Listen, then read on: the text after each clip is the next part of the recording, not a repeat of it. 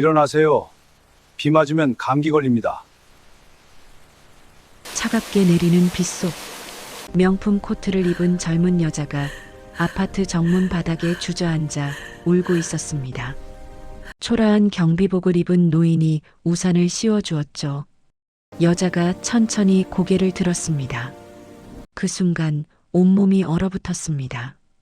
경수 아저씨? 30년 전 재벌가에서 버림받았을 때 아버지를 유일하게 도와줬던 그 사람. 그 은인이 초라한 경비원이 되어 눈앞에 서 있었습니다. 무슨 일이 있었던 걸까요? 사연 시작 전 구독과 좋아요를 눌러주시고 어디서 듣고 계신지 댓글 남겨주시면 그곳으로 행운이 가득 깃들기를 바라겠습니다. 서울 강남의 한 고급 아파트 단지였습니다. 12월의 차가운 저녁 공기가 뺨을 스쳤고 가로등 불빛이 축축한 아스팔트를 비추고 있었어요. 단지 정문의 경비초소에는 한 노인이 앉아 있었습니다. 64살 민경수였어요. 낡은 경비복을 입고 작은 전기 히터 옆에 웅크리고 있는 모습이 쓸쓸해 보였죠. 경수의 얼굴에는 세월의 주름이 깊게 파여 있었습니다. 거칠어진 손, 굽은 허리, 그리고 무엇보다 생기를 잃은 눈동자가 그가 살아온 고달픈 세월을 말해주고 있었어요. 불과 5년 전만 해도 경수는 평범한 가장이었습니다. 작은 철물점을 운영하며 아내와 딸을 건사하고 살았죠. 철물점은 경수가 30대 중반에 시작한 가게였어요. 처음에는 정말 작았습니다. 좁은 가게에 못나사, 공구 몇 개가 전부였죠. 하지만 경수는 성실했어요. 새벽부터 밤늦게까지 가게를 지켰고 손님 하나하나를 정성껏 대했습니다. 물건을 팔 때도 정직하게 팔았어요. 비싼 걸 권하지 않고 손님에게 꼭 맞는 것만 추천했죠. 그러다 보니 단골이 생겼습니다. 근처 공사장 인부들이 찾아왔고 아파트 주민들도 왔어요. 조금씩 장사가 잘 되기 시작했습니다. 경수의 아내 혜숙은 참 좋은 사람이었어요. 가게 일을 도우면서도 항상 웃었습니다. 손님들에게 친절했고 경수를 격려해 주었죠. 힘들 때마다 혜숙이 옆에 있어줘서 경수는 버틸 수 있었어요. 딸 지혜도 착했습니다. 공부도 잘했고 부모를 걱정했어요. 대학도 장학금을 받아서 갔습니다. 경수 부부는 딸이 자랑스러웠죠. 그렇게 평범하지만 행복한 삶이었습니다. 하지만 모든 게 무너진 건 순식간이었어요. 2020년 코로나 팬데믹이 시작됐습니다. 처음에는 괜찮을 줄 알았어요. 잠깐 지나가는 어려움이라고 생각했죠. 하지만 시간이 갈수록 상황은 나빠졌습니다. 공사가 중단됐어요. 건설 현장이 멈추니 공구를 살 사람이 없었습니다. 매출이 반토막 났어요. 경수는 버티려고 했습니다. 저축한 돈을 꺼냈었고 빚도 냈죠. 한두 달만 지나면 나아질 거라고 믿었어요. 하지만 팬데믹은 1년 넘게 이어졌습니다. 빚은 눈덩이처럼 불어났어요. 이자조차 낼 수 없었습니다. 경수는 밤마다 잠을 이루지 못했어요. 천장만 바라보며 어떻게 해야 할지 고민했죠. 그러던 어느 날 더 큰 불행이 찾아왔습니다. 아내 혜숙이 쓰러진 거예요. 갑자기 배가 아프다고 하더니 바닥에 주저앉았습니다. 경수는 급히 병원으로 데려갔어요. 검사 결과는 충격적이었습니다. 위암 3기. 이미 많이 진행된 상태였어요. 의사는 빨리 수술을 해야 한다고 했습니다. 하지만 수술비가 3천만 원이나 됐어요. 경수에게는 그 돈이 없었습니다. 은행 대출도 한도가 꽉 차 있었고 빚쟁이들은 매일 전화를 해댔죠. 경수는 친구들에게 손을 벌렸습니다. 하지만 모두 어렵다고 했어요. 코로나 때문에 다들 형편이 안 좋았으니까요. 경수는 절망했습니다. 결국 집을 팔기로 했어요. 30년 동안 살던 집, 신혼 때 마련한 작은 아파트였죠. 그 집을 팔아서 병원비를 냈습니다. 그리고 작은 월세방으로 이사했어요. 수술은 성공했습니다. 해숙은 살아났어요. 하지만 항암 치료가 시작됐습니다. 매달 수백만 원씩 병원비가 나갔죠. 경수는 철물점도 정리해야 했습니다. 장사가 안 되니 월세조차 낼 수 없었어요. 가게 문을 닫던 날 경수는 한참을 가게 앞에서 있었습니다. 30년 동안 지켜온 가게.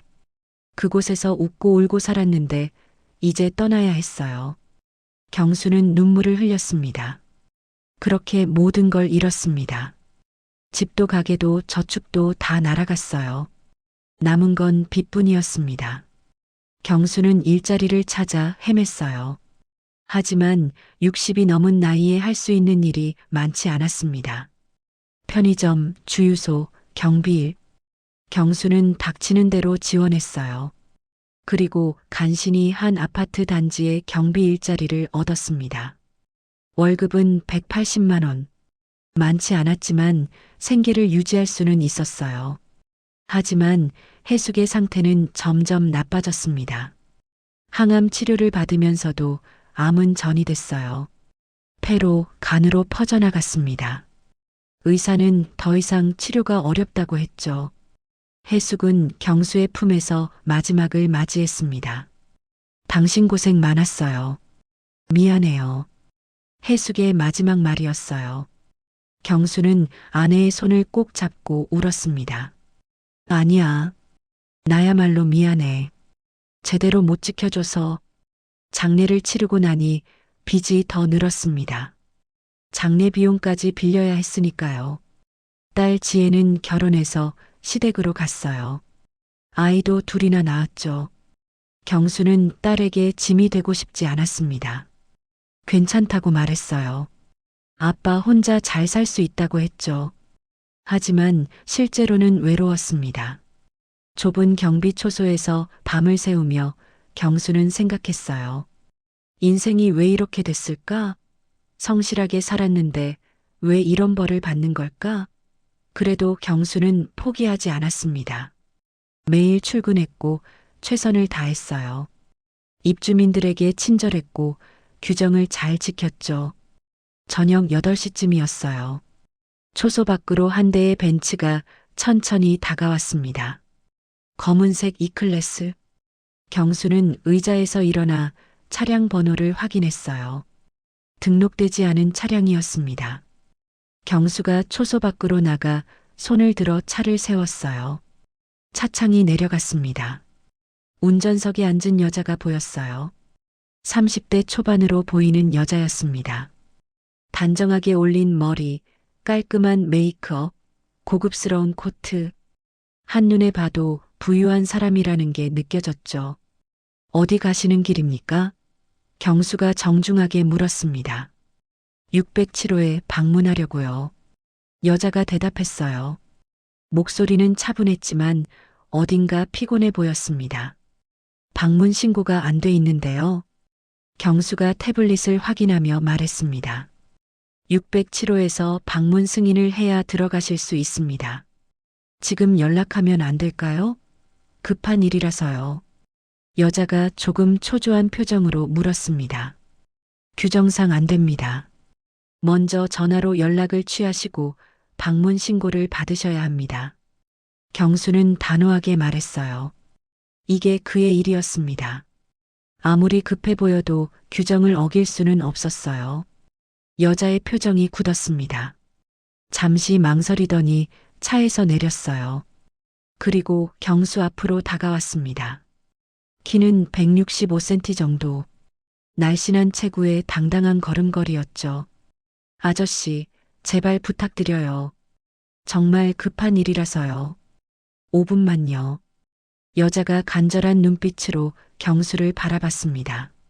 하지만 경수는 고개를 저었어요. 안 됩니다.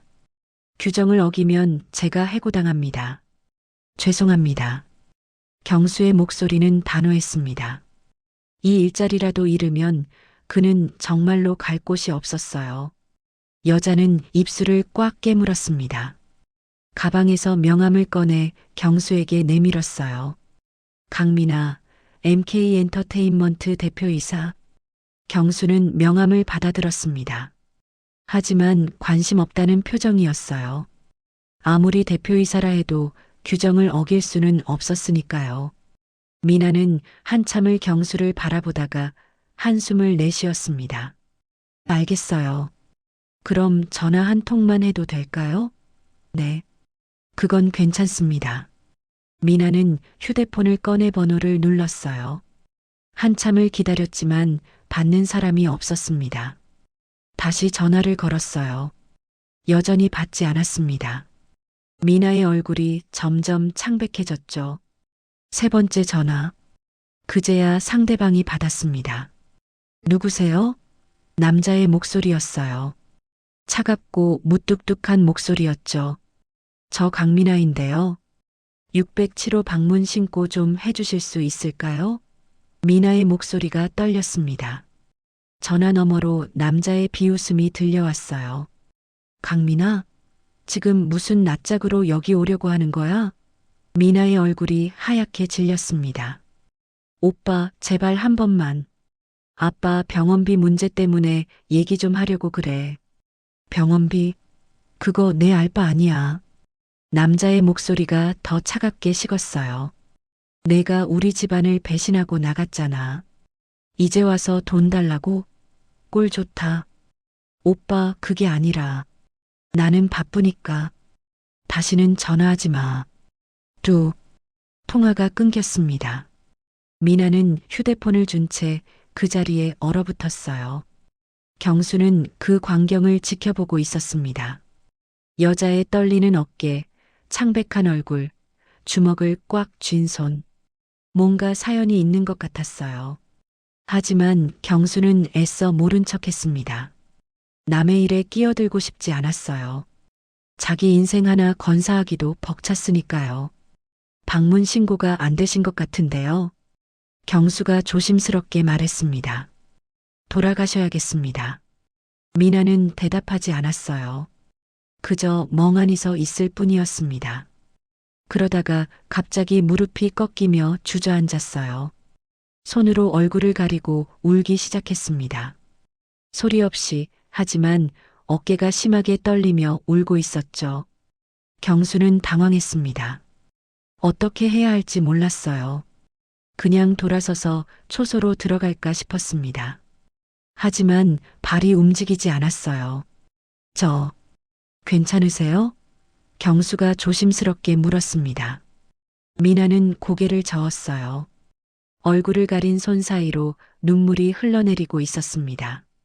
한참이 지나서야 미나가 입을 열었어요. 죄송해요. 아저씨한테 패 끼쳐서. 경수는 아무 말도 하지 못했습니다. 그저 조용히 서서 미나를 바라볼 뿐이었어요. 이상했습니다. 분명 모르는 사람인데 왜 마음이 이렇게 불편한지 알 수가 없었죠. 비가 내리기 시작했습니다. 처음에는 가랑비였어요. 하지만 점점 굵어졌습니다. 미나는 여전히 그 자리에 주저앉아 있었어요. 비를 맞으면서도 일어날 생각을 하지 않았습니다. 경수는 이를 악물었습니다. 그러고는 초소 안으로 들어가 우산을 꺼냈어요. 낡고 녹슨 우산이었습니다. 경수가 우산을 펴고 미나의 머리 위로 가져다 댔어요. 일단 일어나세요. 비 맞으면 감기 걸립니다. 미나가 천천히 고개를 들었습니다. 우산 속에서 경수의 얼굴이 보였어요. 주름진 얼굴, 거칠어진 피부, 그리고 피곤해 보이는 눈. 하지만 그 눈 속에는 따뜻함이 있었습니다. 미나는 천천히 일어났어요. 경수가 우산을 건네려 하자 미나가 고개를 저었습니다. 됐어요. 제가 그냥 갈게요. 죄송했어요. 미나가 차 쪽으로 돌아서려 했습니다.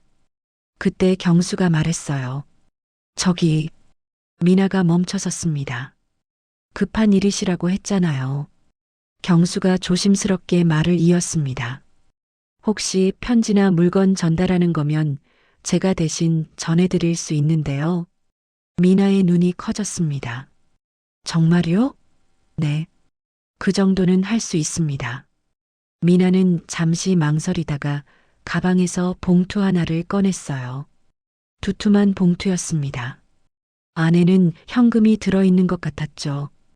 이거 607호 강재훈 씨한테 전해주실 수 있을까요? 미나가 봉투를 내밀었습니다. 경수가 봉투를 받아들었어요. 무거웠습니다. 제법 많은 돈이 들어있는 것 같았죠. 그리고 미나가 또 다른 봉투를 꺼냈습니다. 이번엔 얇은 편지 봉투였어요. 이것도 같이요. 부탁드려요. 알겠습니다. 경수가 두 봉투를 받아들었습니다. 미나는 깊게 고개를 숙였어요. 정말 감사합니다. 그러고는 차에 올라탔습니다. 시동을 걸고 천천히 빠져나갔어요. 테일라이트가 빗속으로 사라져갔습니다. 경수는 손에 든 봉투들을 내려다봤어요. 왠지 모를 무게감이 느껴졌습니다. 그날 밤 경수는 607호를 찾아갔어요. 초인종을 누르자 남자가 문을 열었습니다. 40대 초반으로 보이는 남자였어요. 비싼 실크 잠옷을 입고 있었고 손에는 위스키 잔이 들려 있었죠. 뭐야?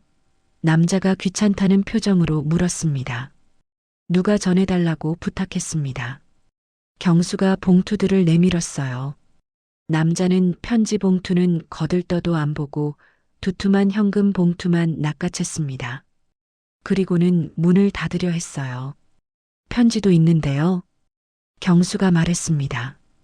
필요 없어. 남자가 퉁명스럽게 대답하고는 쾅 문을 닫아버렸습니다. 경수는 손에 남은 편지 봉투를 내려다봤어요. 어떻게 해야 할지 난감했습니다. 다시 초인종을 눌러볼까 싶었지만 남자의 태도를 보니 받을 것 같지 않았어요. 경수는 편지를 호주머니에 넣고 초소로 돌아왔습니다. 새벽 2시쯤이었어요. 경수는 졸음을 쫓으려고 커피를 한 모금 마셨습니다. 그러다가 문득 호주머니에 편지가 생각났어요. 뭐가 적혀 있길래 저 남자가 받기를 거부한 걸까? 경수는 편지 봉투를 꺼냈습니다.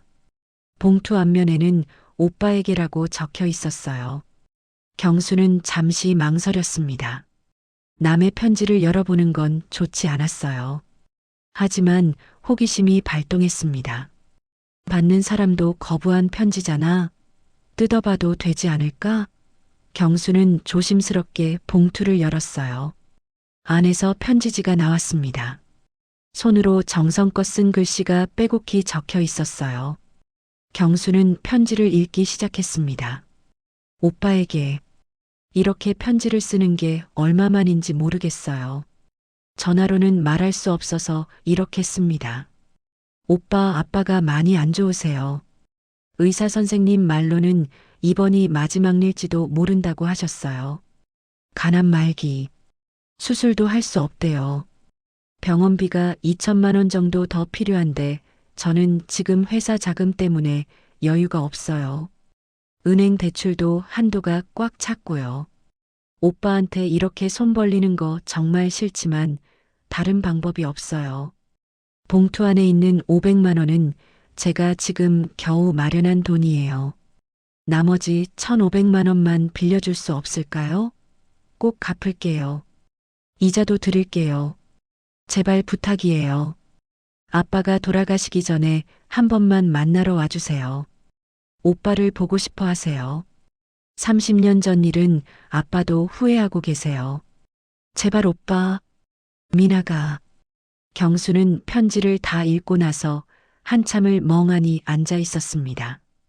30년 전 일. 그게 뭘까? 그리고 아버지가 돌아가시는데 왜 아들은 만나러 가지 않는 걸까? 경수는 편지를 다시 봉투에 넣었어요. 왠지 모를 답답함이 가슴을 눌렀습니다. 그날 이후로 며칠이 지났습니다. 경수는 평소처럼 경비 일을 했어요. 차량을 확인하고 택배를 받고 쓰레기 수거 차량을 안내했습니다. 평범한 일상이었죠. 그런데 이상하게 자꾸만 그 여자 미나가 생각났습니다. 빗속에서 무릎 꿇고 울던 모습, 떨리는 목소리로 오빠라고 부르던 그 간절함. 왜 자꾸 신경이 쓰일까? 경수는 고개를 저었어요. 나랑 상관없는 일이야. 그렇게 자신을 다독였습니다. 하지만 마음 한 구석이 계속 불편했어요. 어느 토요일 오후였습니다. 경수는 쉬는 시간에 인근 공원을 산책하고 있었어요. 날씨가 제법 화창했습니다. 햇살이 따스하게 내리쬐고 있었죠. 공원 벤치에 앉아 커피를 마시고 있는데 누군가 다가왔습니다. 경수가 고개를 들자 미나가 서 있었어요. 아저씨, 미나가 조심스럽게 불렀습니다. 경수는 깜짝 놀랐어요. 당신 그때 그분 아니세요? 네. 기억하시네요. 미나가 옅은 미소를 지었습니다. 하지만 그 미소는 굉장히 지쳐 보였어요. 여기는 어쩐 일이세요? 경수가 물었습니다. 아저씨한테 감사 인사드리려고요. 지난번에 도와주셔서. 미나가 손에 든 봉투를 내밀었습니다. 이거 받아주세요. 경수가 봉투를 열어보니 10만 원이 들어 있었어요.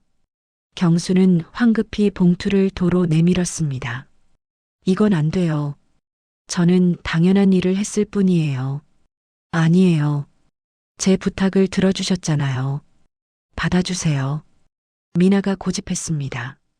하지만 경수는 완강했어요. 정말 안 됩니다. 두 사람은 한참 실랑이를 벌였습니다. 결국 미나가 한숨을 쉬며 봉투를 다시 가방에 넣었어요. 고집 센 분이시네요. 미나가 쓴웃음을 지었습니다. 그러고는 경수 옆 벤치에 앉았어요. 두 사람은 한동안 말없이 앉아 있었습니다. 공원을 지나는 사람들, 뛰어노는 아이들, 산책하는 강아지들. 평화로운 풍경이었죠. 그런데 미나의 얼굴은 평화롭지 않았습니다. 여전히 지쳐 보였어요. 그래서 전달은 잘 됐나요? 경수가 조심스럽게 물었습니다. 네. 오빠한테 연락 왔어요. 미나가 대답했습니다. 돈은 받았다고, 편지는 안 받았다고. 미나의 목소리가 떨렸어요. 경수는 아무 말도 하지 못했습니다. 편지를 읽어본 자신이 민망했어요. 근데 아빠는 결국 못 만났어요. 미나가 작은 목소리로 말했습니다. 아빠 돌아가셨거든요. 어제. 경수의 가슴이 덜컥 내려앉았습니다. 그러셨군요. 죄송합니다. 괜찮아요. 어차피 예상했던 일이니까. 미나가 애써 웃었습니다. 하지만 눈가가 붉어져 있었어요. 오빠는 장례식에도 안 왔어요. 30년 동안 한 번도 아빠를 안 찾아왔는데 마지막까지 안 온 거예요.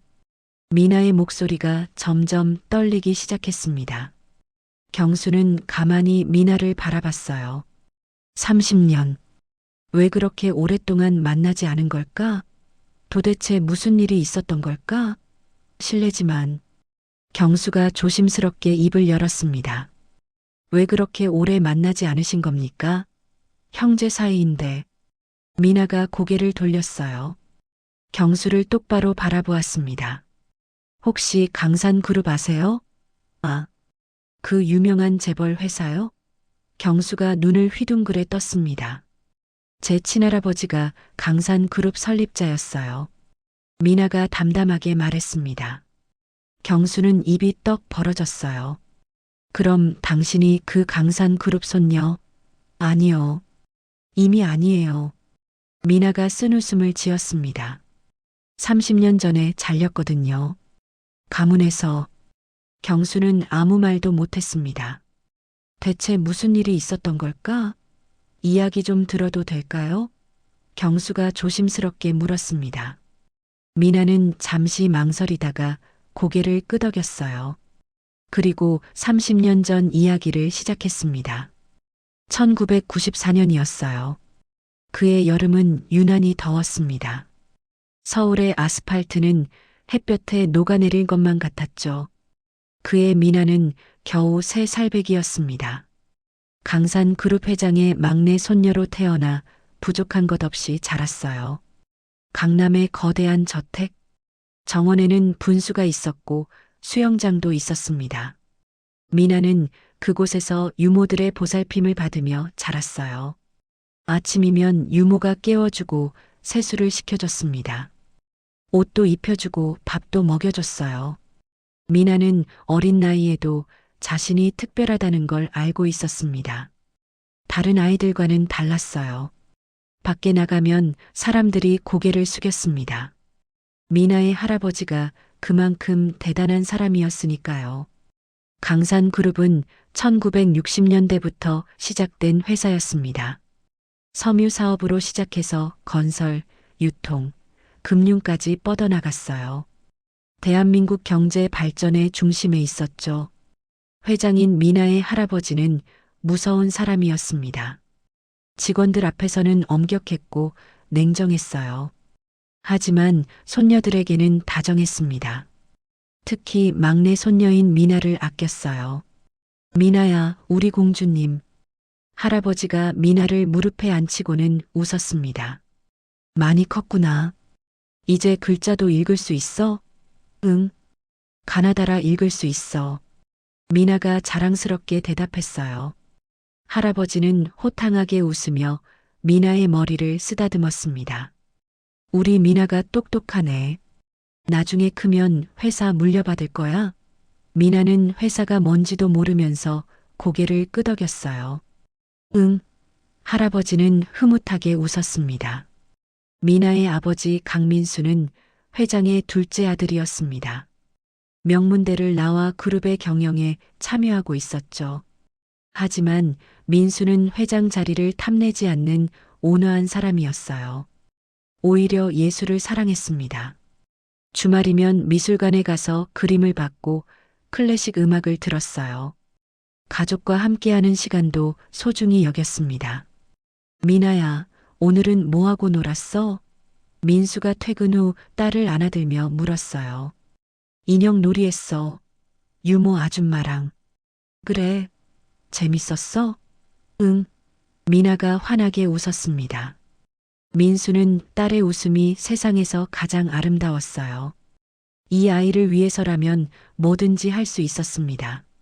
문제는 미나의 큰아버지였어요. 강재훈. 회장의 장남이자 그룹의 후계자였던 재훈은 권력욕이 강한 사람이었습니다. 동생인 민수가 눈엣가시였어요. 할아버지가 동생을 더 아껴야 한다고 생각했거든요. 실제로 회장은 민수를 아꼈습니다. 민수가 온화하고 정직했으니까요. 반면 재훈은 공격적이고 계산적이었어요. 회장은 그런 재훈이 못마땅했습니다. 재훈아. 회장이 아들을 불렀어요. 회사 일은 결과만 중요한 게 아니야. 과정도 중요해. 내가 하는 방식은 너무 거칠어. 아버지, 하지만 결과가 좋았잖아요. 재훈이 반박했습니다. 3분기 실적 보셨죠? 제가 맡은 부서가 최고 성과를 냈어요. 그래. 성과는 좋아. 하지만 직원들이 다 떠나갈 것 같으니 걱정이야. 회장이 한숨을 쉬었어요. 그런 건 상관없어요. 새로 뽑으면 돼요. 재훈이 무심하게 대답했습니다. 회장은 더 이상 말하지 않았어요. 하지만 속으로 생각했습니다. 저 녀석한테 회사를 맡기면 큰일 나겠구나. 재훈은 그런 아버지의 마음을 알았습니다. 그래서 더 초조했어요. 동생에게 밀리면 안 된다고 생각했죠. 어떻게든 아버지에게 인정받아야 했습니다. 1994년 9월이었습니다. 그날도 더운 날이었어요. 회장은 회의를 마치고 사무실로 돌아가는 길이었습니다. 갑자기 어지러움을 느꼈어요. 눈앞이 핑 돌았습니다. 회장님, 비서가 소리쳤습니다. 회장이 바닥에 쓰러졌어요. 의식을 잃었습니다. 급히 병원으로 실려갔어요. 뇌졸중이었습니다. 대뇌혈관이 막혀서 뇌에 산소가 공급되지 않았던 거예요. 다행히 빠른 처치로 목숨은 건졌습니다. 하지만 후유증이 심했어요. 반신마비가 왔고 말도 제대로 하지 못하게 됐죠. 아, 회장이 입을 움직였지만 말이 나오지 않았습니다. 답답했어요. 하고 싶은 말이 너무 많은데 전달할 수가 없었죠. 의사는 재활 치료를 권했습니다.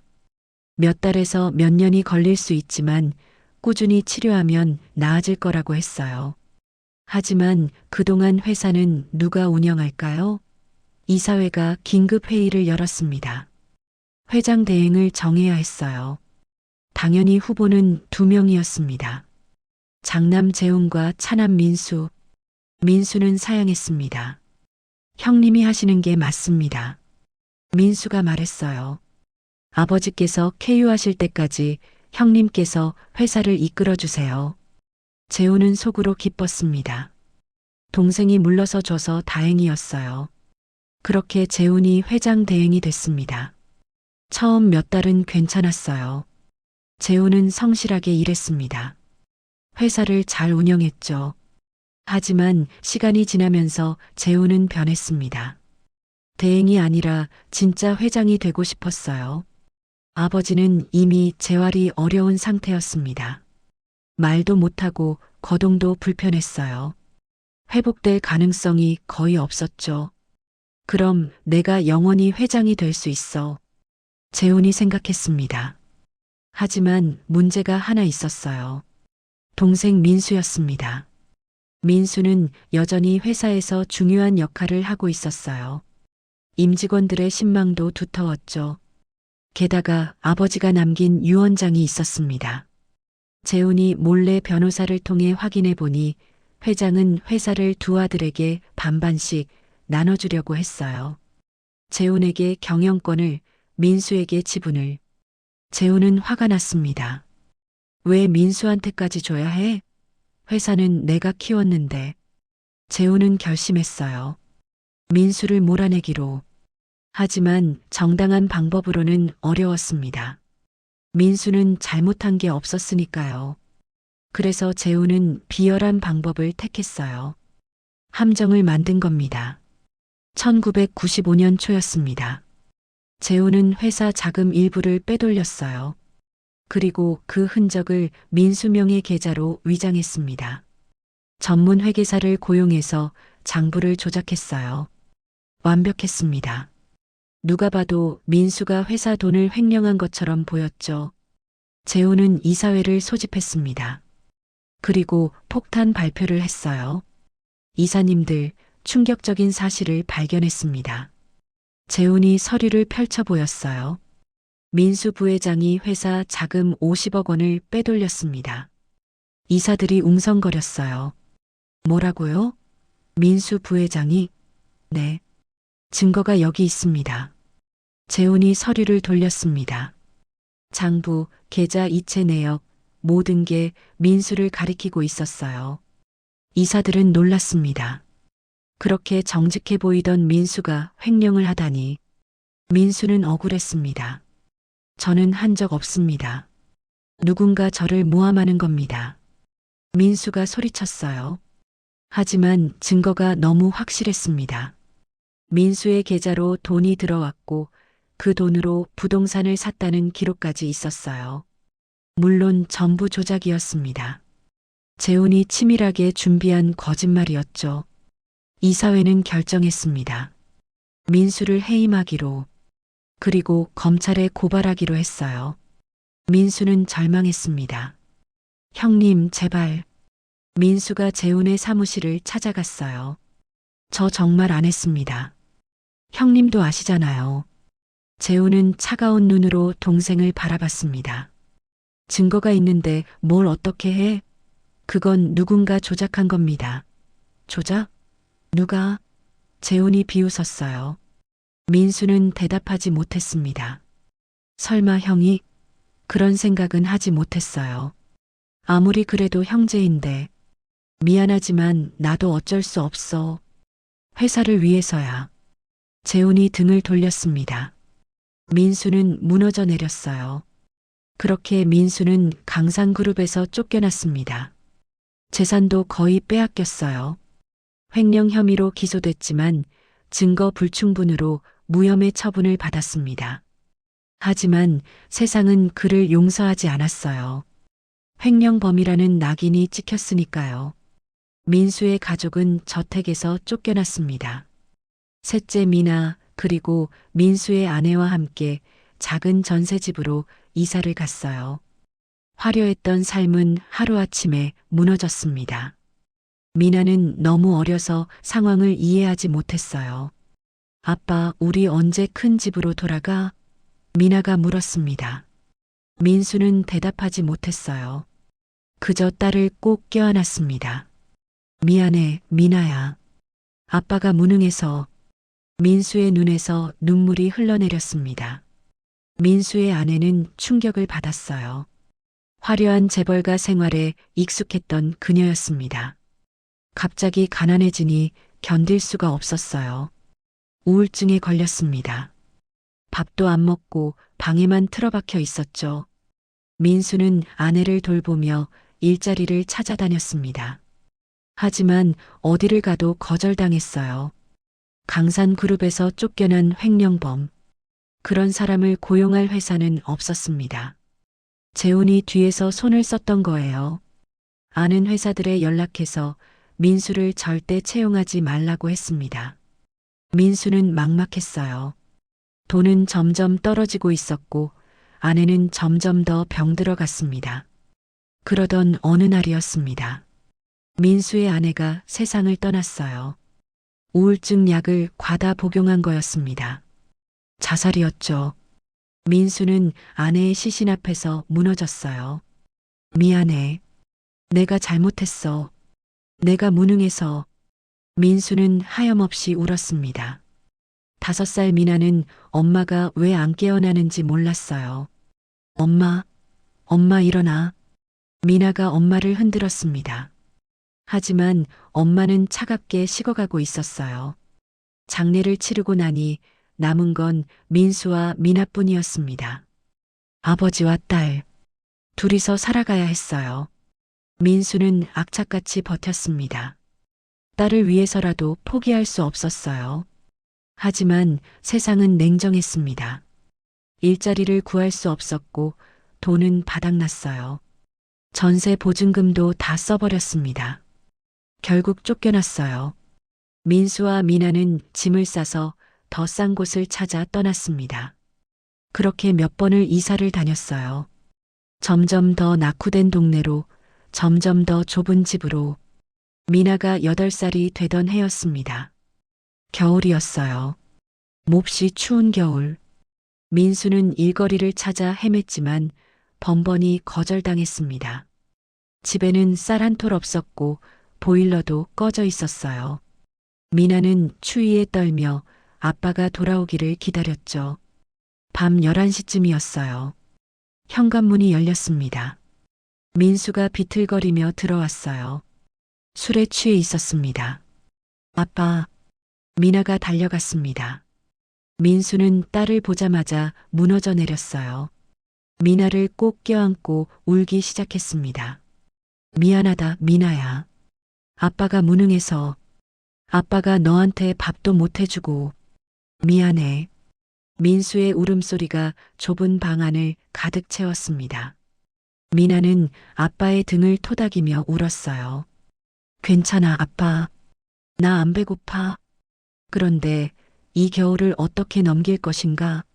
보일러는 끊겼고 난방비를 낼 돈이 없었어요. 전기마저 끊기기 일보 직전이었습니다. 어느 날 저녁, 미나가 깜빡 잠이 들었다가 깼을 때였어요. 아빠가 없었습니다. 미나는 겁이 났어요. 어두운 방 안에서 혼자 있는 게 무서웠죠.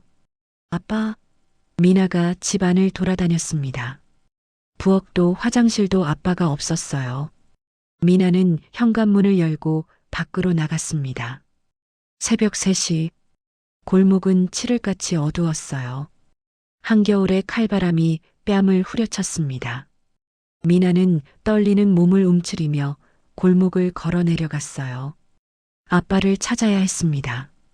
얼마나 걸었을까요? 저 멀리 한강 둔치가 보였습니다.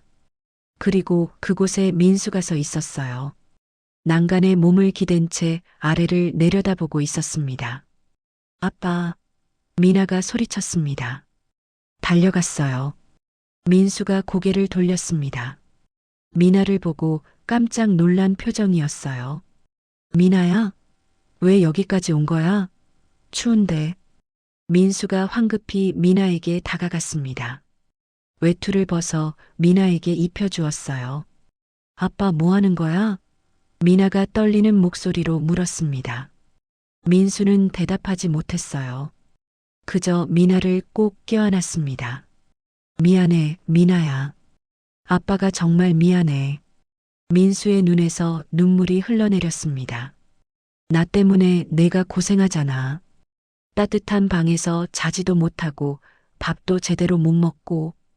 괜찮아, 아빠. 미나가 아빠의 등을 토닥였습니다. 나 괜찮아. 아빠랑 같이 있으면 돼. 민수는 딸의 그 말에 더 크게 울었어요. 그날 밤 두 사람은 찬바람을 맞으며 한참을 그 자리에 있었습니다. 그리고 민수는 다짐했어요. 살아야겠다고. 딸을 위해서라도 포기하면 안 되겠다고. 그 다음 날부터 민수는 더 열심히 일자리를 찾아다녔습니다. 주유소, 공사장, 식당, 편의점. 닥치는 대로 지원했어요. 하지만 결과는 매번 똑같았습니다. 거절. 그러던 어느 날이었습니다. 한 작은 철물점 주인이 민수를 불렀어요. 당신 사정이 어려워 보이는데 여기서 일 좀 해볼래요? 민수는 믿을 수 없다는 표정으로 주인을 바라봤습니다. 정말입니까? 네. 하루 5만 원 드릴게요. 그 대신 열심히 일해주세요. 민수는 그 자리에서 절을 했어요. 감사합니다. 정말 감사합니다. 그게 경수였습니다. 철물점 주인 민경수. 당시 34살이었던 경수는 우연히 주유소에서 민수를 본 적이 있었어요. 1년 전쯤이었습니다. 경수가 차에 기름을 넣으러 갔을 때였어요. 바로 옆에서 한 남자가 고급 세단에서 내렸습니다. 깔끔한 양복을 입고 있었고 비서가 문을 열어줬어요. 재벌인가? 경수는 그렇게 생각했습니다. 그런데 몇 달 뒤 똑같은 사람을 다시 봤어요. 이번에는 공사장 앞이었습니다. 너덜너덜한 옷을 입고 일자리를 구하고 있었죠. 뭔가 사연이 있겠구나 싶었어요. 경수는 자신도 어려운 형편이었지만 민수를 도와주고 싶었습니다. 그래서 철물점에서 일하게 해준 거예요. 민수는 정말 열심히 일했습니다. 새벽부터 밤늦게까지 쉬지 않고 일했어요. 무거운 자재를 나르고 페인트를 옮기고 손님들을 응대했습니다. 경수는 민수의 성실함에 감동했어요. 어떤 일이든 최선을 다했습니다. 그리고 손님들한테 친절했죠. 민수 씨. 경수가 어느 날 민수를 불렀어요. 네. 뭔가요? 제가 보니까 민수 씨는 보통 사람이 아닌 것 같아요. 예전에 뭐 하셨어요? 민수는 잠시 망설였습니다. 그리고 솔직하게 대답했어요. 저 강산그룹에서 일했었습니다. 경수의 눈이 커졌습니다. 강산그룹이요? 그 유명한 재벌 회사? 네. 근데 횡령 혐의로 쫓겨났어요. 민수가 고개를 숙였습니다. 혐의는 벗었지만 세상은 절 용서 안 하더라고요. 경수는 민수의 얼굴을 보았어요. 거짓말하는 얼굴이 아니었습니다. 믿습니다. 경수가 말했습니다. 네. 민수가 고개를 들었어요. 민수 씨가 횡령 같은 거 할 사람 아니라는 거 알아요. 이렇게 성실하고 정직한데 누가 봐도 알 수 있어요. 경수의 말에 민수의 눈에서 눈물이 흘러내렸습니다. 감사합니다. 정말 감사합니다. 그렇게 민수는 경수의 철물점에서 일하게 됐어요. 월급은 적었지만 민수는 열심히 일했습니다. 그리고 퇴근 후에는 미나에게 돌아갔죠. 딸과 함께 소박한 저녁을 먹고 함께 잠들었습니다. 힘들었지만 행복했어요. 적어도 딸과 함께 있을 수 있었으니까요. 미나도 조금씩 안정을 찾아갔습니다. 학교에 다니기 시작했고 친구들도 생겼어요. 비록 가난했지만 웃을 수 있었습니다. 경수 아저씨가 가끔 미나에게 선물도 해줬어요. 공책, 연필, 과자. 작은 것들이었지만 미나에게는 너무나 소중했죠. 아저씨 감사해요. 미나가 공책을 받아들며 웃었습니다. 천만에. 우리 미나 공부 열심히 해. 경수가 미나의 머리를 쓰다듬었어요. 그렇게 몇 년이 흘렀습니다. 미나는 12살이 됐어요. 중학교에 입학할 나이였습니다. 민수는 철물점에서 일하며 조금씩 저축을 했어요. 많지는 않았지만 이제 생활이 안정됐습니다. 그러던 어느 토요일 오후였어요. 경순의 철물점 앞에 고급 세단 한 대가 멈춰섰습니다. 차에서 양복을 입은 남자 2명이 내렸어요. 강민수 씨 계십니까? 한 남자가 물었습니다. 민수가 나왔어요. 네, 저인데요. 우리는 강산그룹에서 나왔습니다. 회장님께서 만나고 싶어 하십니다. 민수의 얼굴이 굳었습니다. 회장, 아버지였습니다. 5년 만에 처음 듣는 소식이었어요. 민수는 경수를 돌아봤습니다. 경수가 고개를 끄덕였어요. 다녀오세요. 여긴 제가 볼게요. 민수는 차에 올랐습니다. 차는 강산그룹 본사로 향했어요. 고층 빌딩의 최상층, 회장실. 민수가 문을 열고 들어서자 휠체어에 앉은 노인이 보였습니다. 아버지였어요. 5년 사이에 아버지는 많이 늙어 있었습니다. 백발이 성성했고 얼굴에는 주름이 깊게 패여 있었어요. 아버지, 민수가 조심스럽게 불렀습니다. 회장은 떨리는 손으로 민수를 가리켰어요. 말을 하려 했지만 잘 나오지 않았습니다. 뇌졸중 후유증이었죠. 민수는 아버지 앞으로 다가갔습니다. 무릎을 꿇고 아버지의 손을 잡았어요. 죄송합니다, 아버지. 제가 무능해서. 회장이 고개를 저었습니다. 눈에서 눈물이 흘러내렸어요. 아니다. 내 잘못이다. 회장의 말은 어눌했지만 간신히 알아들을 수 있었습니다. 재훈이가 내 앞길을 막았다는 걸 나중에 알았다. 미안하다. 민수의 눈에서도 눈물이 흘러내렸습니다. 괜찮습니다, 아버지. 이제 괜찮아요. 회장은 비서를 불렀어요. 비서가 서류 뭉치를 가져왔습니다. 이건 내 몫이다. 회장이 서류를 민수에게 건넸어요. 그룹 지분 30%, 그리고 억 단위의 현금. 민수는 깜짝 놀랐습니다. 아버지, 이건 너무 많습니다. 받아라.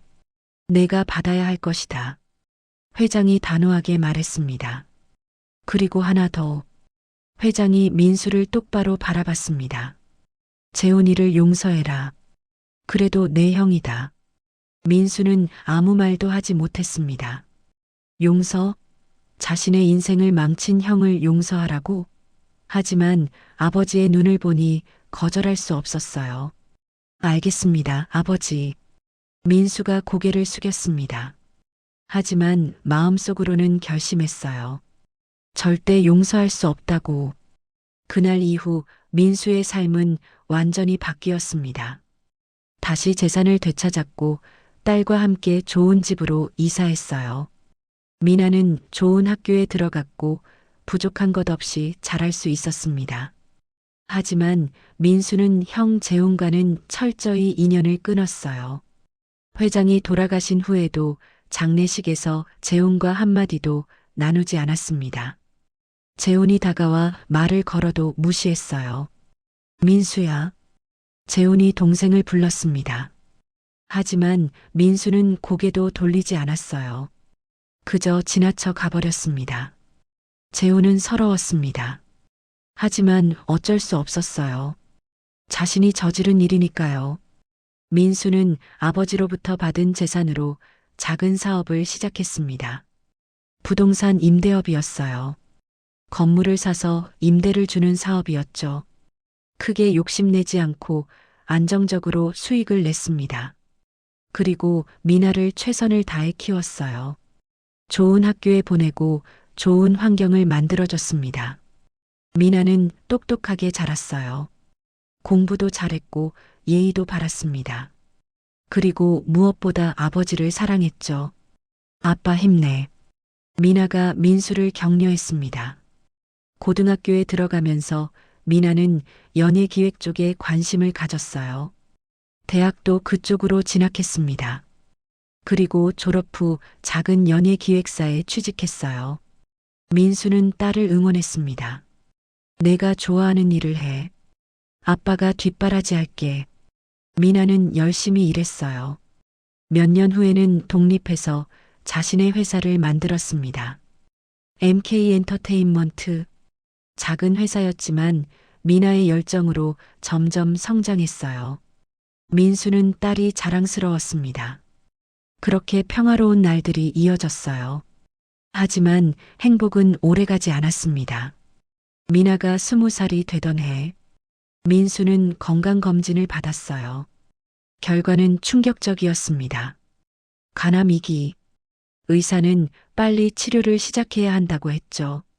민수는 치료를 받기 시작했습니다. 항암 치료, 방사선 치료. 힘들었지만 버텼어요.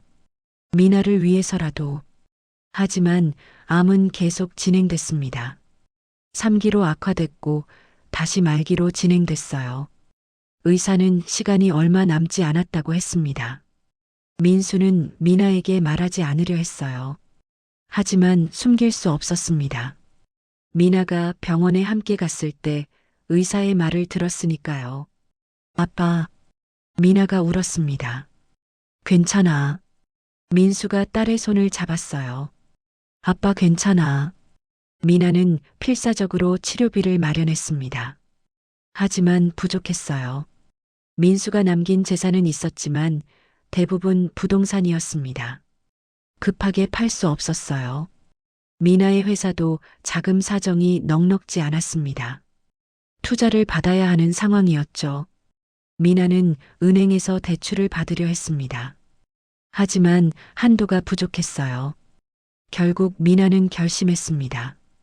형에게 도움을 청하기로. 30년 동안 만나지 않았던 큰아버지 재훈에게 미나는 재훈의 연락처를 알아냈어요. 그리고 전화를 걸었습니다. 하지만 재훈은 냉정했습니다. 돈은 줄 수 없다고 했어요. 그래서 미나는 직접 찾아가기로 했습니다. 재훈이 사는 아파트, 그곳으로 가려다가 경비원에게 막혔던 거였어요. 경수는 미나의 이야기를 다 듣고 나서 한참을 말이 없었습니다. 그렇게 힘든 일을 겪으셨군요. 경수가 조용히 말했습니다. 미나가 고개를 끄덕였어요. 근데 이상한 건요. 미나가 경수를 바라봤습니다. 뭔가요? 아저씨 목소리가 익숙해요. 어디서 들어본 것 같은데. 경수는 가슴이 덜컥 내려앉았습니다. 설마, 아저씨 혹시. 미나가 경수의 얼굴을 자세히 들여다봤어요. 30년 전에 우리 아빠한테 일자리 주신 분. 경수 씨 맞죠? 경수는 고개를 끄덕였습니다. 네, 맞습니다. 미나의 눈이 커졌어요. 정말요? 아저씨가 그 경수 아저씨예요? 네. 제가 민수 씨를 도와드렸었죠. 경수가 말했습니다. 미나는 그 자리에서 일어나 경수에게 절을 했어요. 정말 감사합니다. 아저씨가 아니었으면 우리 아빠는 정말 힘들었을 거예요. 저도 지금 여기 없었을 거고요. 경수는 미나를 일으켰습니다. 괜찮습니다. 당연한 일을 했을 뿐이에요. 두 사람은 서로를 바라보며 눈물을 흘렸어요. 30년 전 인연이 이렇게 다시 이어진 거였습니다. 그날 이후로 경수와 미나는 가끔 만나게 됐어요. 미나는 바쁜 중에도 시간을 내서 경수를 찾아왔습니다. 함께 커피를 마시고 이야기를 나눴죠. 경수에게 미나는 딸 같은 존재가 됐습니다. 자신이 없는 딸처럼 아끼고 싶었어요. 미나도 경수를 아버지처럼 편하게 대했습니다. 친아버지가 병들어 있는 상황에서 경수가 든든한 어른이 되어줬거든요. 아저씨, 미나가 어느 날 물었습니다. 네, 아저씨는 어떻게 여기서 경비 일을 하게 되신 거예요? 철물점은요? 경수는 한숨을 쉬며 자신의 이야기를 했습니다. 코로나로 가게 문을 닫았고 아내를 잃었다는 이야기, 집까지 팔아야 했던 이야기. 미나는 듣고 또 울었어요. 아저씨도 많이 힘드셨네요. 괜찮아요. 이제 다 지난 일이에요. 경수가 웃었습니다. 그러던 어느 날이었습니다. 경수가 초소에서 근무하고 있을 때였어요. 한 남자가 다가왔습니다. 40대 중반쯤 되어 보이는 남자. 비싼 양복을 입고 있었고 오만한 표정이었죠. 경비원. 남자가 경수를 불렀습니다. 네. 무엇을 도와드릴까요? 607호에 택배 왔는데 좀 가져다 줘. 남자가 명령조로 말했습니다. 죄송하지만 저는 택배 배달은 하지 않습니다. 경수가 정중하게 대답했어요. 뭐? 남자의 얼굴이 일그러졌습니다. 경비원이 뭐 하는 사람이야? 시키는 대로 해. 손님, 죄송하지만 제 업무가 아닙니다. 경수는 단호하게 말했어요. 남자는 화가 난 듯 혀를 찼습니다. 즉, 나이만 처먹고 융통성도 없네. 그러고는 스스로 택배를 들고 가버렸어요. 경수는 그 뒷모습을 보며 고개를 저었습니다. 참 버릇없는 사람이구나. 그날 저녁 미나가 경수를 찾아왔어요. 안녕하세요, 아저씨. 미나가 밝게 웃으며 인사했습니다. 미나 씨, 오늘은 무슨 일이에요? 그냥 인사드리러요. 요즘 너무 바빠서 자주 못 뵈었잖아요. 미나가 커피 2잔을 내밀었습니다. 두 사람은 초소 앞 벤치에 앉아 커피를 마셨어요. 아저씨 요즘 어떠세요? 그냥 그렇지 뭐. 별일 없어요. 경수가 대답했습니다. 혹시 불편한 일 없으세요? 입주민들이 괜찮으세요? 대부분 좋은 분들이에요. 근데 가끔 버릇없는 사람들도 있긴 하죠. 경수가 쓴웃음을 지었습니다. 누구요? 미나가 물었습니다. 607호요. 오늘도 택배 가져다 달라고 명령하듯이 말하더라고요. 607호요? 미나의 표정이 굳었습니다. 네. 아는 분이에요? 제 큰아버지예요. 미나가 작은 목소리로 말했습니다. 뭐라고요? 경수가 깜짝 놀랐어요. 강재훈, 제 친아버지의 형이에요. 아저씨가 처음에 제 부탁 들어주셨을 때 찾아간 곳이 바로 큰아버지 집이었어요. 경수는 할 말을 잃었습니다. 그 남자가 재훈이라니. 민수의 인생을 망친 그 사람이, 미나 씨 아빠를 괴롭혔던 사람이 여기 살고 있었어요? 네. 큰아버지는 몇 년 전에 그룹에서 은퇴하고 여기로 이사 왔대요. 미나의 목소리가 떨렸습니다. 경수는 복잡한 심경이었어요. 그 사람을 매일 봐야 한다니. 그날 이후로 경수는 재훈을 볼 때마다 불편했습니다. 재훈은 여전히 오만했어요. 경비원을 무시하고 함부로 대했습니다. 어느 날 저녁이었어요. 재훈이 술에 취해 비틀거리며 들어왔습니다. 차를 운전하고 있었어요. 경수가 황급히 다가갔습니다. 손님, 음주운전은 안 됩니다. 차를 여기 두시고 택시를 타세요. 뭐? 재훈이 경수를 노려봤습니다. 네가 뭔데 나한테 명령해? 명령이 아니라 안전을 위한 겁니다. 다른 입주민들도 계시고요. 경수가 차분하게 말했습니다. 하지만 재훈은 듣지 않았어요. 비켜. 재훈이 경수를 밀쳤습니다. 경수가 비틀거렸지만 다시 재훈 앞을 막았어요. 정말 안 됩니다. 사고 나면 큰일입니다. 이 늙은이가 재훈이 소리를 질렀습니다. 내가 누군지 알아? 강산그룹 전 부회장이야. 네 같은 경비원 따위가 나한테 명령해? 경수는 이를 악물었습니다. 강산그룹이든 뭐든 술 먹고 운전하면 안 됩니다. 재훈의 얼굴이 불그락푸르락했어요. 당장 비키지 못해? 안 비키면 너 해고시켜버릴 거야. 해고하시든지요. 하지만 전 못 비킵니다. 경수가 단호하게 말했습니다. 재훈은 결국 경수를 포기하고 택시를 불렀어요. 택시에 오르면서 경수를 노려봤습니다. 두고 봐. 그 다음날 경수는 관리사무소에 호출됐습니다. 소장이 심각한 표정으로 경수를 바라봤어요. 민경수 씨, 607호에서 민원이 들어왔습니다. 경수가 입주민한테 무례하게 굴었다고요. 소장님, 그건 오해입니다. 제가 음주운전을 막으려고. 듣고 싶지 않아요. 소장이 손을 저었습니다. 입주민이 불편하다는데 어쩔 수 없죠. 이번 달까지만 일하세요. 경수는 충격을 받았어요. 해고라니. 소장님, 제발 한 번만 봐주세요. 이 일 없으면 저는 갈 곳이 없습니다. 미안합니다. 이미 결정된 사항이에요. 소장이 고개를 돌렸습니다. 경수는 힘없이 사무소를 나왔어요. 발걸음이 무거웠습니다. 이제 어떻게 살아야 하나? 그날 저녁 미나가 연락을 해왔습니다. 아저씨, 내일 시간 되세요? 같이 저녁 먹어요. 경수는 망설이다가 대답했어요. 그럼요.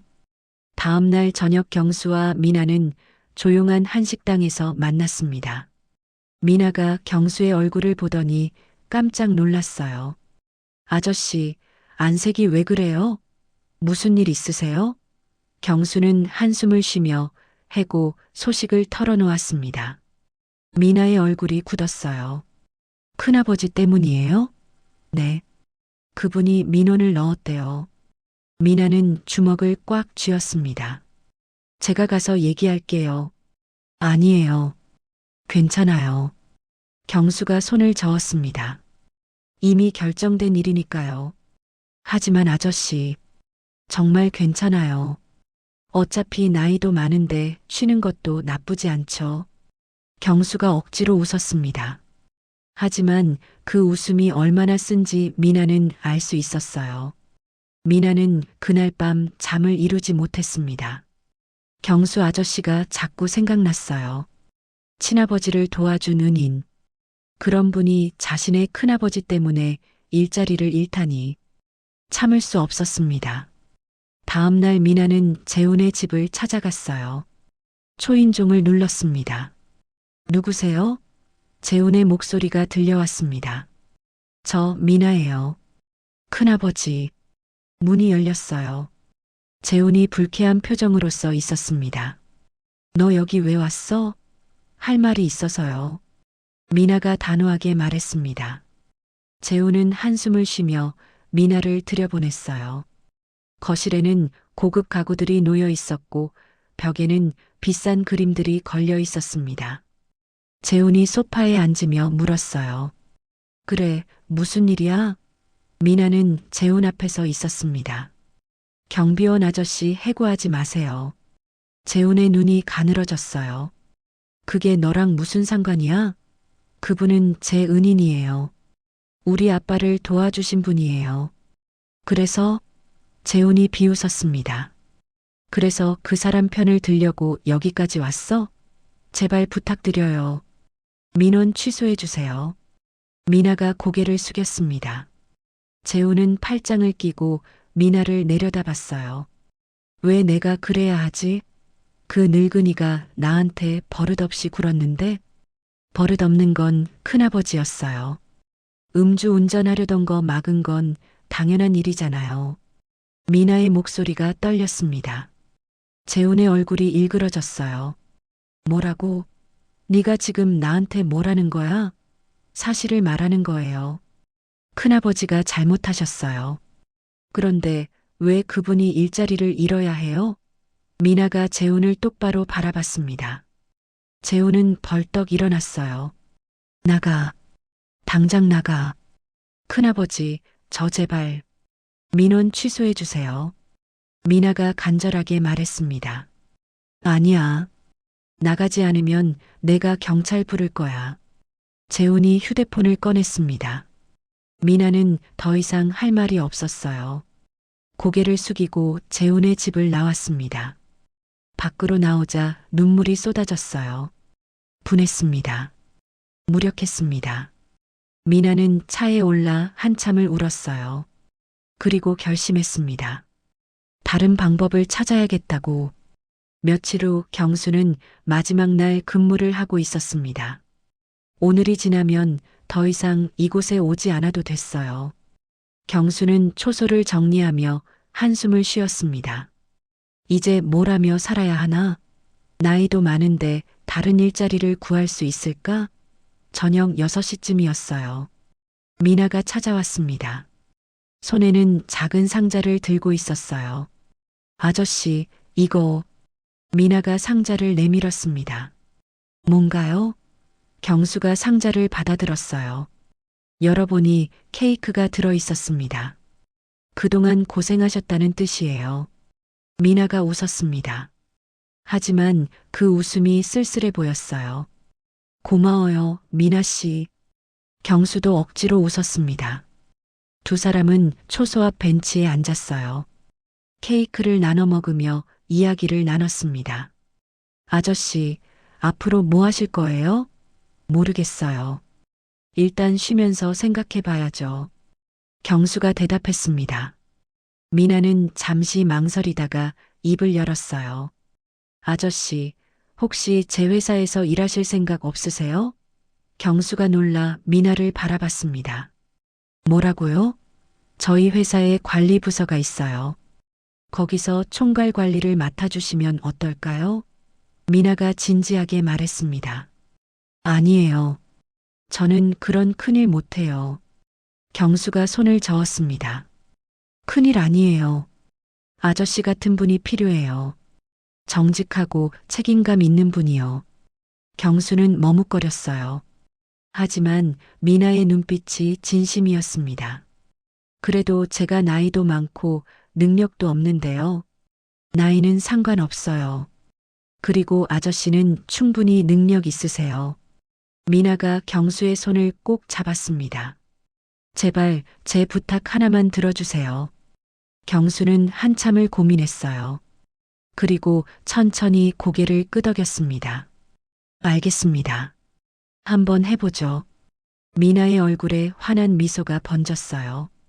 감사합니다, 아저씨. 그렇게 경수는 미나의 회사에서 일하게 됐습니다. 처음에는 적응이 쉽지 않았어요. 젊은 직원들 사이에서 나이 든 자신이 어색했죠. 하지만 경수는 최선을 다했습니다. 성실하게 일했고 직원들을 배려했어요. 시간이 지나면서 직원들도 경수를 좋아하게 됐습니다. 든든한 어른 같은 존재였어요. 그렇게 몇 달이 흘렀습니다. 어느 날 미나가 경수를 불렀어요. 아저씨, 제가 부탁 하나만 더 해도 될까요? 뭔가요? 내일 저랑 같이 갈 곳이 있어요. 어디요? 강산그룹 본사요. 경수의 눈이 커졌습니다. 왜 거길 가야 하나요? 할아버지 기일이에요.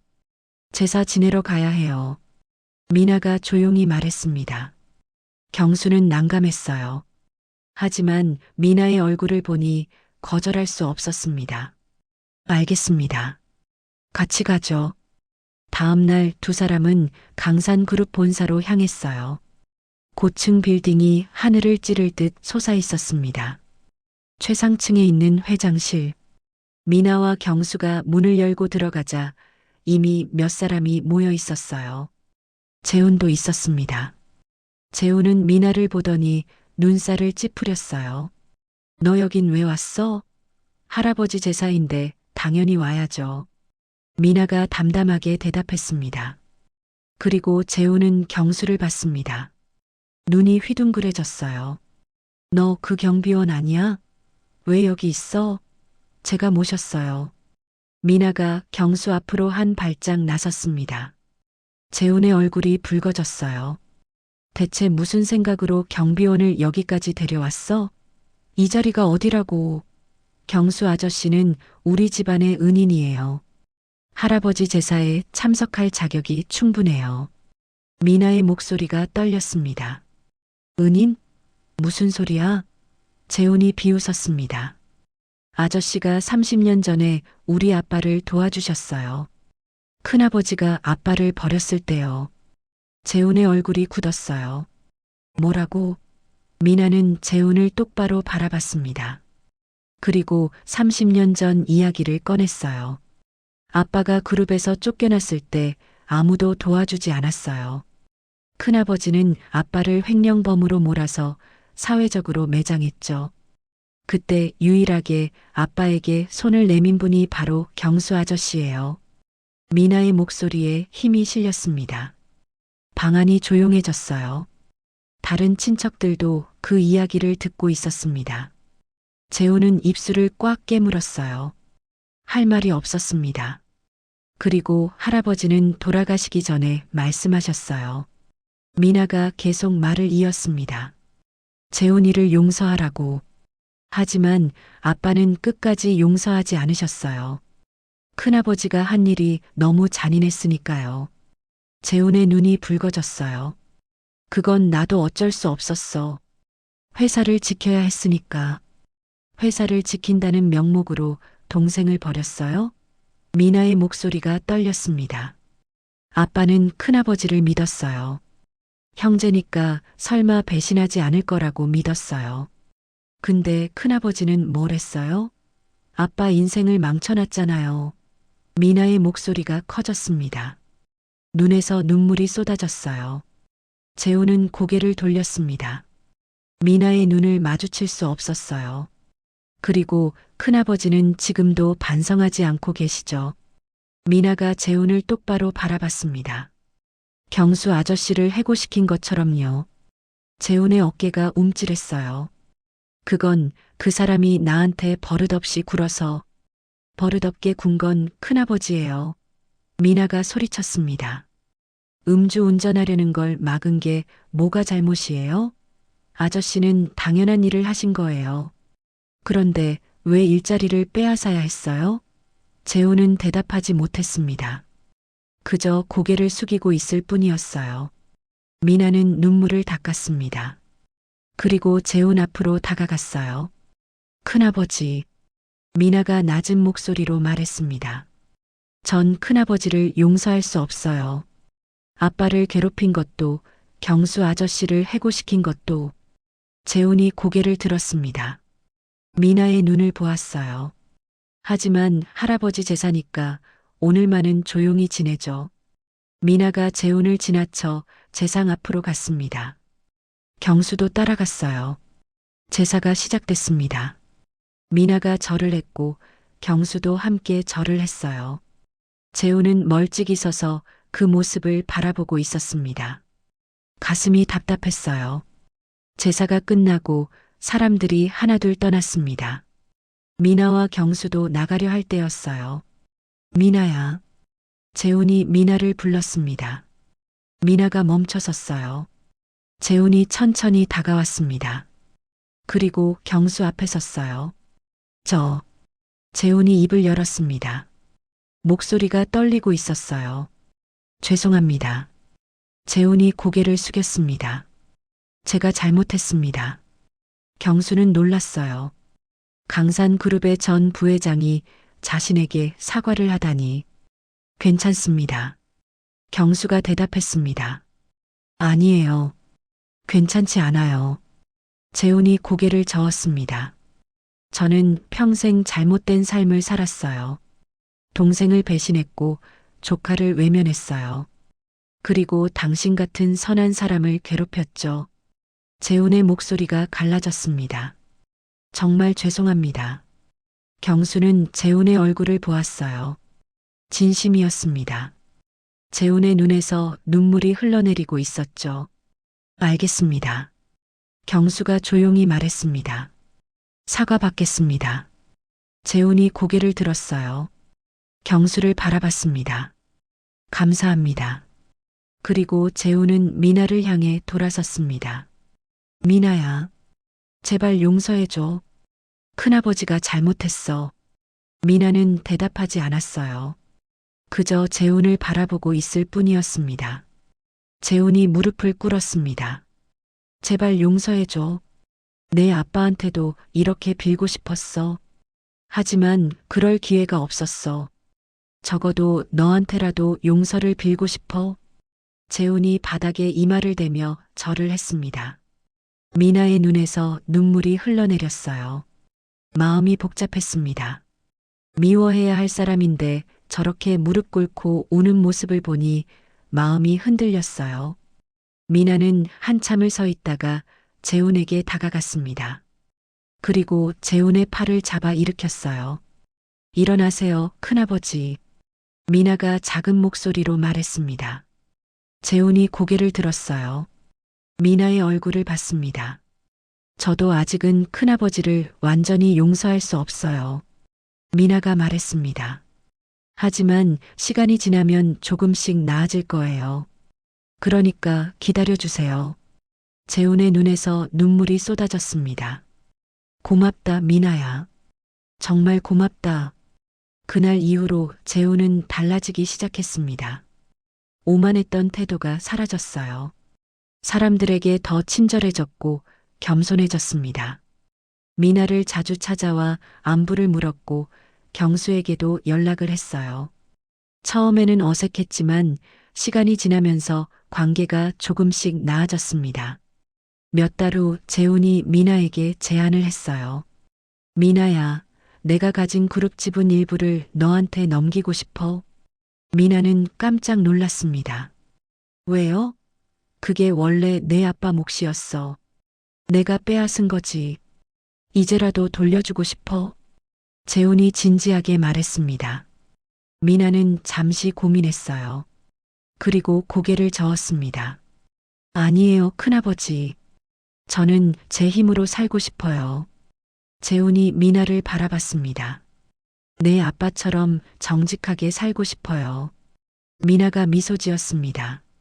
재훈의 눈가가 촉촉해졌어요. 넌 정말 내 아빠를 닮았구나. 그날 저녁 미나는 경수를 만났습니다. 회사 근처 조용한 식당에서 저녁을 함께 했어요. 아저씨, 감사해요. 미나가 말했습니다. 뭐가요? 경수가 물었습니다. 그동안 제 곁에 있어 주셔서요. 아빠가 돌아가시고 나서 정말 힘들었거든요. 근데 아저씨가 옆에 계셔서 버틸 수 있었어요. 경수는 미나의 손을 꼭 잡았습니다. 저야말로 고마워요. 미나 씨가 저를 도와줘서 새 삶을 살 수 있게 됐잖아요. 두 사람은 서로를 바라보며 미소 지었어요. 피 한 방울 섞이지 않았지만 진짜 가족 같았습니다. 몇 년이 흘렀습니다.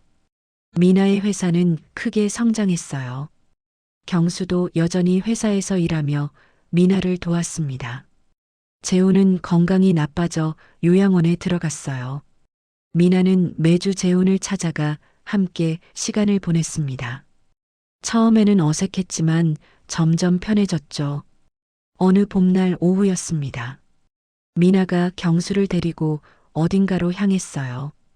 차를 타고 한참을 가더니 공원묘지에 도착했습니다. 여기는 어디예요? 경수가 물었습니다. 아빠 묘예요. 미나가 대답했습니다. 두 사람은 민수의 묘 앞에 섰어요. 깨끗하게 관리된 묘였습니다. 미나가 꽃을 놓고 절을 했어요. 경수도 함께 절을 했습니다. 아빠, 경수 아저씨 모시고 왔어요. 미나가 묘비를 쓰다듬으며 말했습니다. 아빠가 그렇게 고마워하셨던 분이에요. 경수는 묘비를 바라봤어요. 강민수. 그 이름을 보니 30년 전 일들이 떠올랐습니다. 처음 민수를 만났을 때 그 간절한 눈빛, 딸을 위해 악착같이 살았던 모습. 민수 씨, 경수가 낮은 목소리로 말했습니다. 따님 잘 크셨습니다. 정말 훌륭하게 자랐어요. 걱정 마세요. 제가 계속 지켜볼게요. 미나의 눈에서 눈물이 흘러내렸어요. 고마워요, 아저씨. 정말 고마워요. 두 사람은 한참을 그 자리에 있었습니다. 따스한 봄바람이 불어왔어요.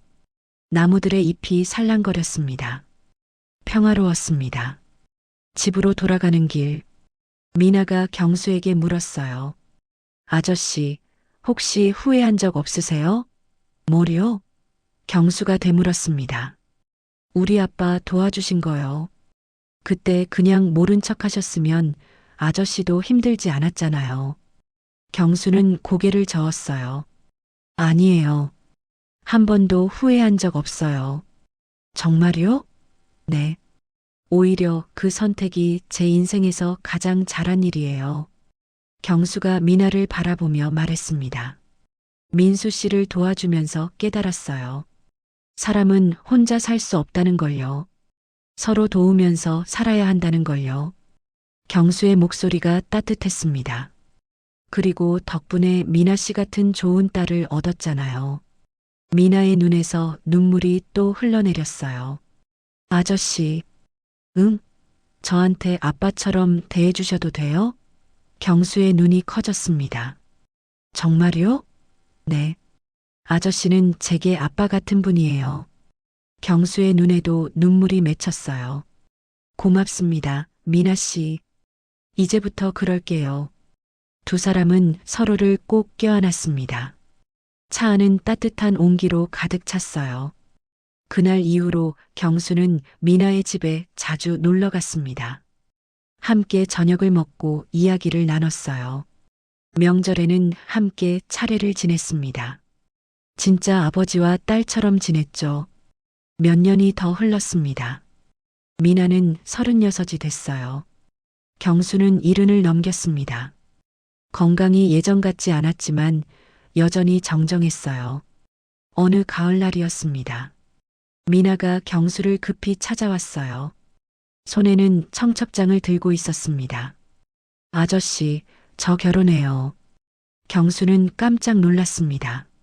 정말요? 축하해요. 네. 다음 달이에요. 근데 부탁이 있어요. 미나가 경수를 바라봤습니다. 뭔데요? 결혼식에서 신부 아버지 역할 해주실 수 있으세요? 경수의 눈이 휘둥그레졌어요. 제가요? 네. 아저씨가 해주셨으면 좋겠어요. 미나가 간절하게 말했습니다. 경수는 말을 잇지 못했어요. 가슴이 벅차올랐습니다. 영광입니다. 꼭 하겠습니다. 결혼식 날이 밝았습니다. 화창한 가을 날씨였어요. 하늘이 맑고 햇살이 따뜻했습니다. 식장에는 많은 하객들이 모였어요. 경수는 턱시도를 입고서 있었습니다. 조금 어색했지만 기분이 좋았어요. 드디어 미나가 나타났습니다. 순백의 웨딩드레스를 입은 미나는 정말 아름다웠어요. 경수는 미나에게 다가가 팔짱을 꼈습니다. 준비됐어요, 아빠? 미나가 웃으며 물었습니다. 네, 가죠. 경수도 웃었습니다. 두 사람은 천천히 버질로드를 걸었어요. 양쪽에서 하객들이 박수를 쳤습니다. 경수는 걸으면서 눈물이 났어요. 30년 전 자신이 도왔던 사람의 딸. 그 아이가 이렇게 아름다운 신부가 되어 자신의 팔을 잡고 걷고 있다니. 인생이 참 신기했습니다. 식장 앞쪽에는 신랑이 서 있었어요. 경수는 미나의 손을 신랑에게 건넸습니다. 그리고 자리로 돌아가려 할 때 미나가 경수의 손을 꼭 잡았어요. 고마워요, 아빠. 미나가 속삭였습니다. 나도 고마워, 딸. 경수가 대답했습니다. 결혼식이 끝나고 피로연이 시작됐어요. 경수는 한쪽 구석에 앉아 미나의 행복한 모습을 바라봤습니다. 그때 누군가 경수 옆에 앉았어요. 재훈이었습니다. 경수 씨, 재훈이 조심스럽게 불렀습니다. 아, 재훈 씨. 경수가 고개를 끄덕였습니다. 오늘 정말 좋은 날이네요. 재훈이 미나를 바라보며 말했습니다. 그러게요. 정말 잘 컸어요. 경수도 미나를 바라봤습니다. 두 사람은 한동안 말없이 앉아 있었어요. 그러다가 재훈이 입을 열었습니다. 경수 씨. 네. 제가 30년 전에 동생을 버렸을 때요. 재훈의 목소리가 떨렸습니다. 경수 씨가 동생을 도와주셨죠? 네. 그랬습니다. 고맙습니다. 재훈이 고개를 숙였습니다. 경수 씨가 아니었으면 동생은 정말 힘들었을 거예요. 그리고 미나도 지금처럼 잘할 수 없었겠죠. 괜찮습니다. 경수가 말했습니다. 이제 다 지난 일이에요. 재훈이 경수를 바라봤습니다. 경수 씨는 정말 좋은 사람이에요. 저 같은 사람은 평생 배워도 경수 씨처럼 될 수 없을 거예요. 그런 말씀 마세요. 저도 부족한 사람이에요. 경수가 손을 저었습니다. 재훈은 쓴웃음을 지었어요. 그리고 한참을 망설이다가 주머니에서 봉투 하나를 꺼냈습니다. 이거 받아주세요. 재훈이 봉투를 내밀었습니다. 이게 뭔가요? 경수가 봉투를 받아들었습니다. 열어보니 수표가 들어 있었어요. 5억 원. 경수는 깜짝 놀라 재훈을 바라봤습니다. 이건 너무 많습니다. 아니에요. 이게 제가 드릴 수 있는 최소한이에요. 재훈이 진지하게 말했습니다.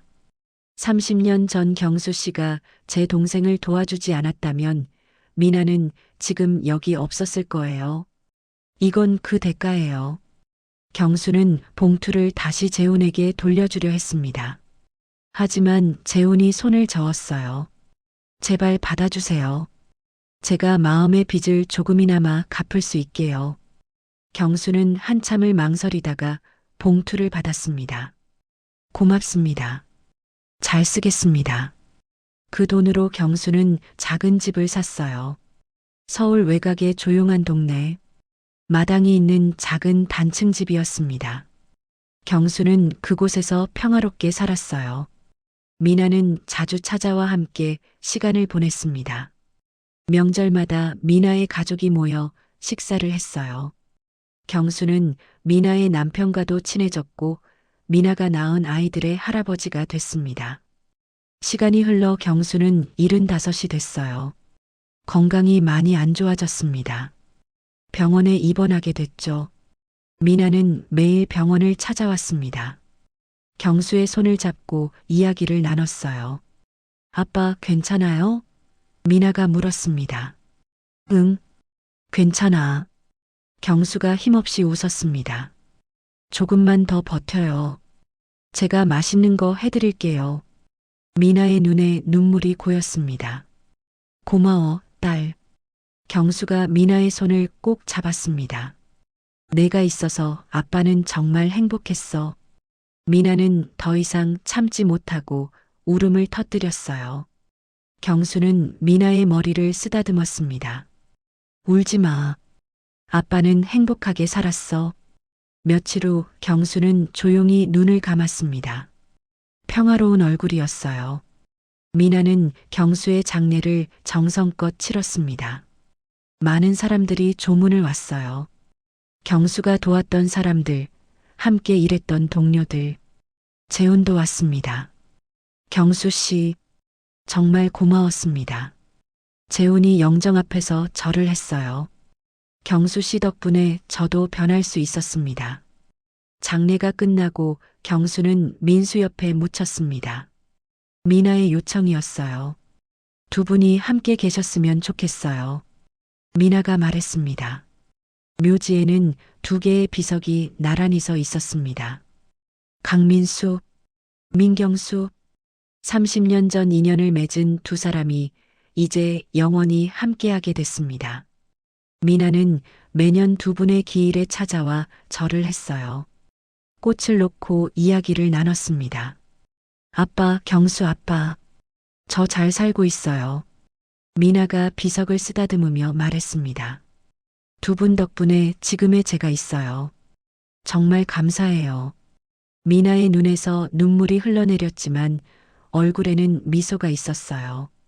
그리고 미나는 평생 그 은혜를 갚으며 살았습니다. 어려운 사람들을 도왔고 선한 일을 많이 했어요. 두 아버지가 보여준 사랑을 세상에 전하며 살았습니다. 봄이 되면 묘지에는 꽃이 피었어요. 여름이 되면 푸른 나무들이 그늘을 만들었습니다. 가을이 되면 단풍이 물들었고 겨울이 되면 하얀 눈이 내렸죠. 계절은 돌고 돌았습니다. 하지만 변하지 않는 게 하나 있었어요. 미나의 사랑이었습니다. 두 아버지를 향한 그 깊은 사랑만큼은 세월이 흘러도 변하지 않았습니다. 그리고 그 사랑은 미나의 자녀들에게로 이어졌어요. 손자들은 할아버지들의 이야기를 들으며 자랐습니다. 착하게 살아야 한다고 배웠어요.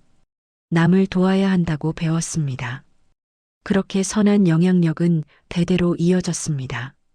30년 전 한 철물점 주인이 어려운 사람을 도왔던 그 작은 선택. 그 선택이 한 가족을 살렸고 그 가족이 다시 세상을 밝혔습니다. 선한 일은 결코 사라지지 않습니다. 마치 물결처럼 퍼져나가 세상을 조금씩 변화시킵니다.